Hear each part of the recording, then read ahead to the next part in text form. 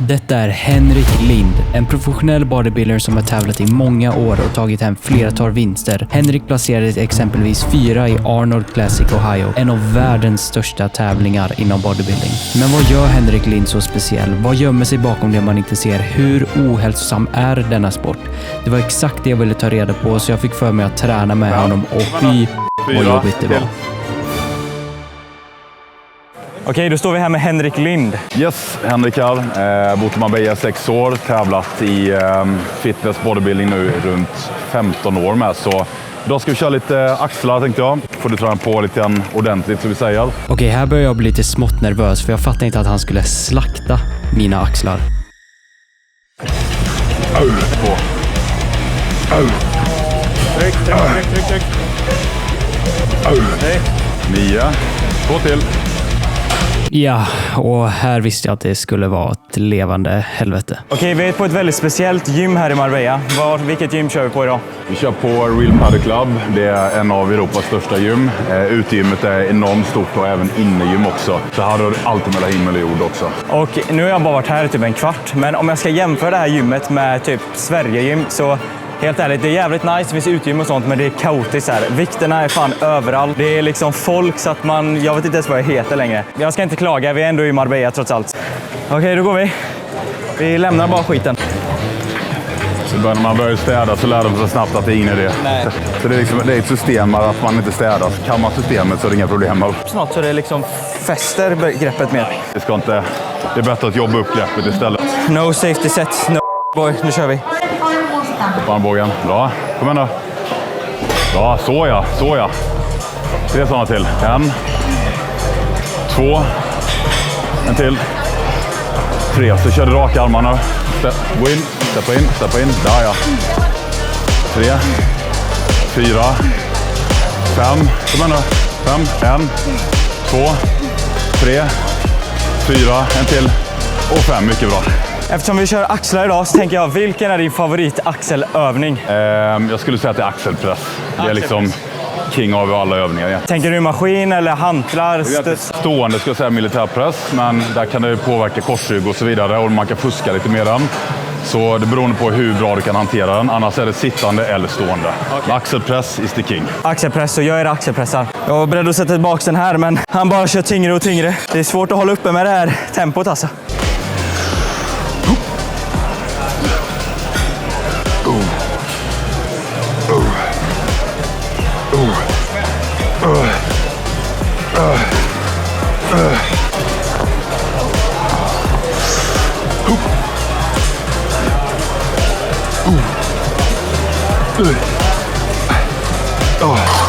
Jag och Henke har träffats en gång innan. Det var när jag var här i september 2024. Och jag märkte direkt på sociala medier och in person liksom, så du är väldigt karaktärstark liksom. Det känns som du ändå står för din sak. Har du en viss bild du måste leva upp till på sociala medier? Känner du en sorts press när du lägger upp de här poserna, bilderna, allt annat? Inte egentligen, alltså jag försöker bara vara mig själv hela tiden. Men givetvis social media så är det ju mer extrem du är, alltså ju mer ripped du är, desto mer attention får du. Så givetvis får du ju mer stimulans av att folk uppskattar det du gör. Men jag försöker bara vara så authentic som möjligt hela tiden. Lägga ut min träning när jag off-season eller på det utan någon press på mig. Men känner du typ så här, okej, om jag inte är den här procenten av fett eller om inte jag ser ut på det här sättet, jag kommer tappa följare, min exponering kommer bli sämre, mina klienter kanske inte ser upp mig på samma sätt. Hur ligger det till med det? Nej, men det är ju mer egentligen som overall livsstil. Alltså givetvis måste du hålla en livsstil för att behålla det du skapat med då. Så detta är ju mer eller mindre mitt jobb med då. Så att jag har ju alltid den pressen på mig att jag inte kan gå upp 10 kilo i fett. Utan det är ju min livsstil och mitt jobb det här. Så att jag ser det egentligen bara som mitt arbete med då. Du bor i varmare breddgrader, du bor här nere i Marbella. Du är mycket på sociala medier, Instagram, Facebook, jag vet inte, TikTok kanske. Vad är den största missuppfattningen eller bilden folk har om dig som kanske inte är så jäkla positiv på sociala medier? Det är väl att folk tror att man bor här nere och bara gottar sig. Saken är att jag har lika mycket vardag här som när jag bodde i Sverige. Jag har varit på gymmet sedan 8 och jobbat som PT. Folk ser ju bara Marbella som soligt och semester. Och det är ju inte riktigt verkligheten, utan vi alla måste jobba. Så det är missuppfattning. Jag tror att folk bara tror att man glider nere. På sociala medier, man lägger allt ut på La Concha. Du har alla jäkla båtar där nere på Puerto Banús. Bilden målas upp som att det är någonting helt annat här. Men som du säger, det blir ju en vardag här också. Ta inte bort vikterna. Ja, leken börjar. Fightas vi igenom här då? Det är som att klättra i en djungel. Ja, men det är det. Så akta maskiner för huvuden och allting. Akta personer som gymmar, annars får du en höger i ansiktet. Old school Arnold, så inga 2024 PT-grejer. Det är Arnold som gäller. Nu ska jag svingas upp med dem. Du får ratea min form. Är jag upcoming Arnold? Högre upp. Högre upp. Raka armar och högre upp. Jag måste bara flika in och säga att jag tror att Arnold-drömmen får leva vidare. Tyvärr. Som ni ser, han tog av sig linnet. Jag har någonting att leva upp till. Jag måste dra av tröjan. Kan man typ blurra IRL så hade jag nog gjort det, men frågan är om jag ska hålla mig till 10 och hållas bättre. Nej, inga jävla satspet här nu då. Nu är det 12,5 som gäller. Gå upp i steg. Okej, 12,5. Aldrig gjort det innan. I didn't want to just be a bodybuilding champion. I wanted to be the best bodybuilder of all times. Dig deep down and ask yourselves, who do you want to be? Det är fan pinsamt att jag tog av så jag har linne. Men jag måste ha lite content. Det är som ett monster som går i sin naturliga habitat. Henke, Yes. du är jävligt stor. Alltså, helt ärligt, jag tror kan inte du lägga din arm här? Jag tror hans arm är större än mitt ben. Ja men alltså vad fan. Jag borde typ börja köra ben.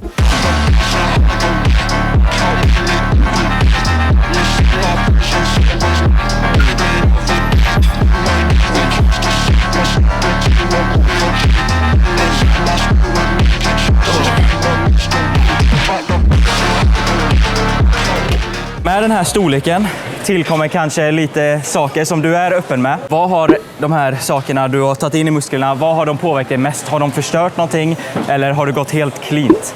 Allting handlar ju om doseringar. Folk säger alltid så, de har alltid sagt till mig liksom, steroider. Men vad de inte ser är att jag har hållit på med det här i över 20 år. Och det här har inte kommit över natten. Steroiderna har egentligen hjälpt mig till att inte förlora muskler på diet exempelvis. Återhämta mig. Och nu tar jag väldigt liten dos, så det är som att säga som jag brukar jämföra. Om du dricker ett glas vin om dagen, inga problem. Dricker du en flaska vin om dagen, problem. Så det handlar egentligen bara om hur mycket du stoppar i det också. Precis. Ja men kanske balans kan man nästan säga och antal hur mycket du tar antar jag då. Det är antal, alltså mängden du tar plus att du måste gå till läkare för att checka liksom hälsocheck. Så blod, lever, njurar, hjärta och så vidare är okej. Så det handlar egentligen om att spela som ett game chess där då, liksom att du egentligen vet vad du gör hela tiden och inte gör stupid shit. Nej, men allt spelar sina kort på rätt sätt kan jag anta. Men absolut. Jag har känt så här, jag har ju tränat om 3-4 år eller vad det är. Och vissa dagar vaknar man upp. Jag antar att du vaknar upp och har samma känsla att fan, jag pallar inte träna. Eller säger att jag är skit omotiverad. Jag känner mig lite, jag känner mig dålig. Ja. Har du någonsin vaknat upp och med koppling till steroider känt att fan, jag har tagit den här skiten. Jag typ ångrar mig på ett sätt. Jag önskar kunna säga ja här egentligen. Men det har jag inte gjort. I och med att jag har egentligen allting jag har gjort i livet, bott i USA, bo här och så vidare, jobbar med och detta, det har ju med koppling med träning, steroider, kosttillskott och allting med då. Så att jag har ingenting jag ångrar, men säg att jag hade skadat mig så att jag fått ett hjärtfel och så vidare när jag var 30 eller 25, då hade jag ju ångrat mig. Så du ångrar ju inte dig förrän när det är för sent heller. Nej, precis. Disciplin, bara fokus liksom.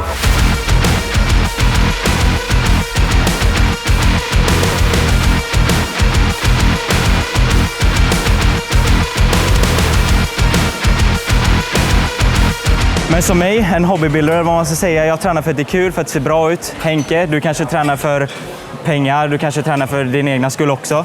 Men vad skulle du säga är den största utmaningen att vara bodybuilder utanför gymmet? När du inte liksom pumpar bicep, när du inte dricker en proteinshake, när du ligger i soffan där hemma, vad är den största utmaningen? Den största utmaningen är ju givetvis då maten hela tiden. Att du inte äter för lite, att du inte äter för mycket, att du inte äter skräpmat, att du äter korrekt mat. Så det är egentligen mängden av mat. Så det här är ju den enkla biten. Det här är ju 1 timme om dagen. Jag tränar ju aldrig mer än 1 timme. Sen har du 23 timmar. Du ska sova, du ska äta, du ska dricka som du ska. Det är där folk failar. För att de inte äter nog, eller de äter för mycket eller för lite, dricker för lite eller för mycket vatten, sover för mycket eller lite. Men jag känner så här, jag har ju dietat många gånger innan, men känner du liksom, om du är pre-season eller om du är post-season, om du typ käkar den här pizzan, känner du liksom en sorts skuld efter du har käkat pizzan? Om du är helt rå nu, känner du bara det där kanske var onödigt, eller känner du bara nej, jag njöt, det här är bra för mig och vi rullar vidare? Absolut. Jag känner bara det är helt OK att göra det. Och jag väljer pizzan när jag känner att jag vill ha den. Jag tar inte en pizza bara för att jag är hungrig, utan jag känner verkligen att nu är jag fan sugen på en pizza. Gå ut med någon vän och käka en pizza, dricka någon öl eller ta en drink, ja, då gör jag det. Men jag gör inte det bara för att det är en måndag för att jag är lite hungrig. Så det är där som skiljer oss emellan mot vanliga folk, att vi tar det när vi är verkligen sugna.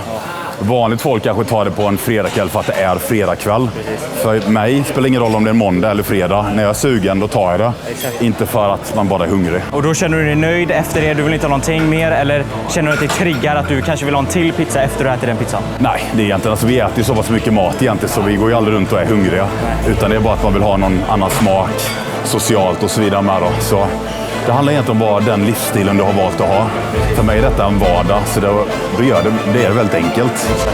Så ät mat när timingen är rätt. Så nu har vi alltså träffat främre. Vi är inne på, eller vi har kört lite sida. Främre igen, lite mer momentum. Och nu kör vi bakre då. Baksidan med, du har egentligen 3 som sagt. Du har ju den här, mitten, baksidan. Du har egentligen nått de här 3, så behöver du inte köra så mycket mer. Så i praktiken kan du klara det på 3 övningar om du kör riktigt jävla ordentligt. Har du kört framsidan, har du kört mitten, baksidan, då är du egentligen färdig. Sen kan du bara göra om allting igen och igen. Så det är bättre att lägga all fokus på att köra som vi gör 100% ett set, 100% nästa och sen är man färdig.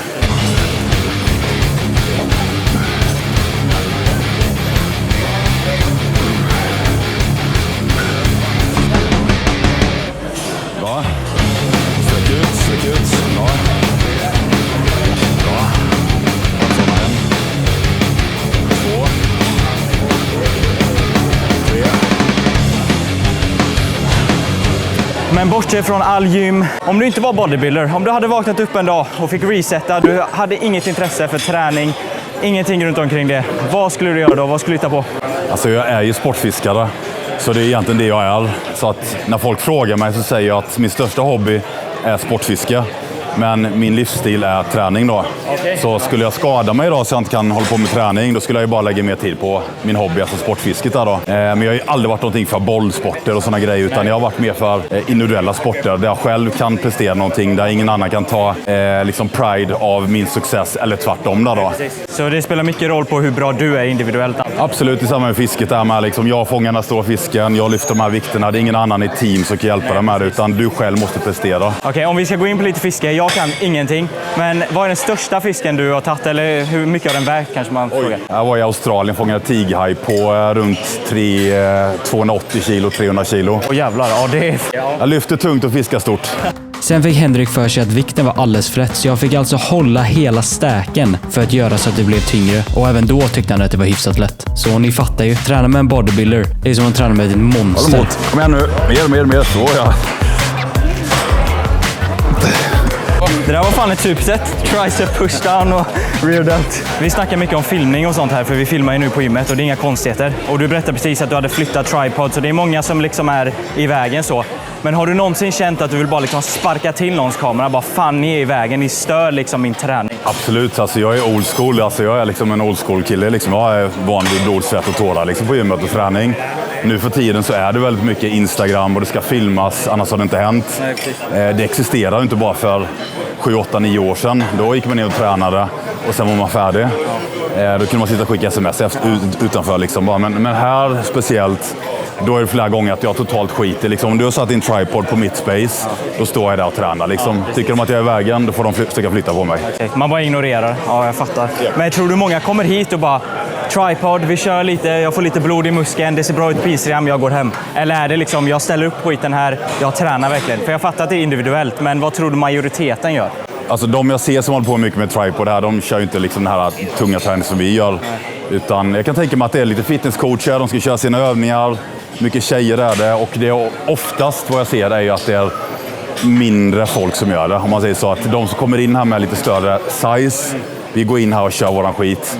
Sen kanske är det någon som filmar lite grann åt oss eller whatever.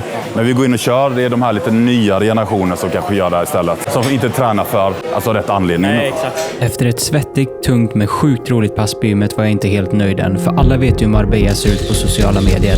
Lyx, sol, strandklubbar och perfekta bilder. Men den mörka sidan, det som inte tas med, det var det jag ville ha Henriks åsikter och upplevelser kring. Ja, så det är ju inte bara alltid det. Liksom. Du ser ju alla bilar, du ser liksom all luxury här nere. Men det är många som lever på besparade pengar, lån och så vidare för att imponera på folk. Så bara för att du ser en kille med Ferrari här nere så behöver det inte betyda att han är multimiljonär, utan det kan betyda att han har belånat sig för att leva som miljonär under sommaren bara. Och det är rätt vanligt här nere. Alltså det sjukaste, jag vet väl inte, jag har väl inget speciellt så bara, men jag har sett folk som sitter mitt på vägen här nere, liksom tjejer som sitter på vägen och pissar mitt på dagen. För de har inte en aning om vart de befinner sig. De sätter sig mitt i vägen, drar ner byxorna och pissar mitt på vägen. Sånt där är liksom en liten vardagsmat här i Marbella under sommaren. Så det finns mycket sådana små incidenter överallt här. Ja, alltså mycket handlar ju om status här. Alltså så är det ju att skulle du ha mycket pengar här, folk vill beblandas med folk med mycket pengar och framgångar nere. Och det genererar helt enkelt att du har mycket folk som är fake runt om dig. För de vet inte varför de vill hänga med dig. Så ja, är väl frågan. Ja, men så det är ju väldigt vanligt. Jag kan säga, Spanien är ju väldigt när det gäller, de är öppna när det gäller kontanter. Många klarar ju inte sig med sin business utan kontant svarta pengar. Så det är vad det är här nere, men alla sköter sig själva så det är fine. Sen är det ju väldigt mycket knarkproblem här nere på grund av att det är mycket pengar nere. Och många vill inte dricka alkohol utan de knarkar istället. Men det är fortfarande sånt där du inte ser om du inte ser efter det. Samma med tjejer, det är väldigt mycket tjejer från Sydamerika som kommer hit. Och de är ju prostituerade och jobbar här under sommaren. Sen drar de till Dubai eller till Sydamerika igen. Det är ju absolut online. Alltså du måste komma igång med ett online eller med en annan typ av business. Det kan hända att du har en business där med Sverige men du har anställda eller vad som helst. Det går inte att flytta ner hit och jobba. Då kommer du ha 1500 euro i månaden. Det kostar 1500-2000 euro att bara hyra nere. Så du måste ha en form av budget och inkomst. Sen kan du flytta ner. Så inkomsten, number one. Nej, så det är nog det här luxury-lifet där då. Alltså, i så fall skulle jag väl kanske välja Thailand, Bali eller någonting. Där flip-flop är lite mer vardag än Gucci-skor. Så det skulle nog vara att jag lämnar det här fashion och går till ett enklare liv i så fall.